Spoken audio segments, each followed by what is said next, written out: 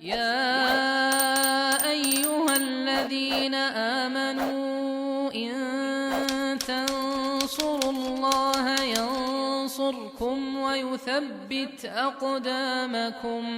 Baik, fenomena ya atau prahara yang sering terjadi di rumah tangga. Ya. Mm. Jadi Islam sebenarnya sudah mengatur banyak hal ya terkait dengan keluarga. Mm-mm. Ya.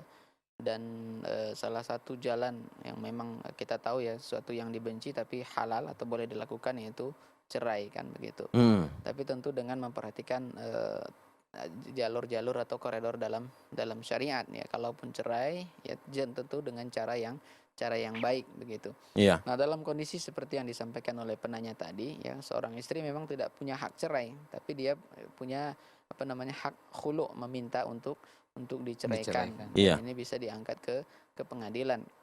Mm-mm. Kan begitu. Jadi kalau di negara kita di Indonesia kalau memang kita punya alasan yang kuat ya, terutama uzur-uzur syar'i Iya.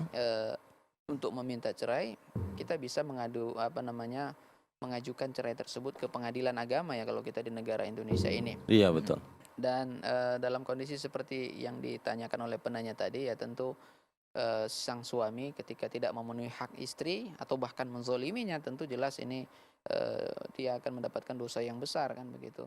Mm-mm. Atau bahkan kalau dia menyia-nyiakannya ya maka jalan terbaiknya adalah tentu melalui mediasi seharusnya ya, melalui keluarga yang dipanggil keluarga, kemudian keluargalah nanti yang akan menyelesaikan urusan rumah tangga mereka. Apakah dilanjutkan dengan cara yang damai atau dengan perjanjian ya. Kalau tadi seperti yang disampaikan oleh penanya, silang lelaki berjanji untuk berbuat baik ya, Iya. ternyata tidak baik, berjanji lagi untuk berbuat baik. Dan seterusnya seperti itu. Kalau memang sudah tidak tidak bisa dilanjutkan, Iya. maka jalan utamanya adalah dengan berpisah tentu dengan cara yang baik. Wallahu a'lam bishawab ya. Iya, betul. Mm-mm.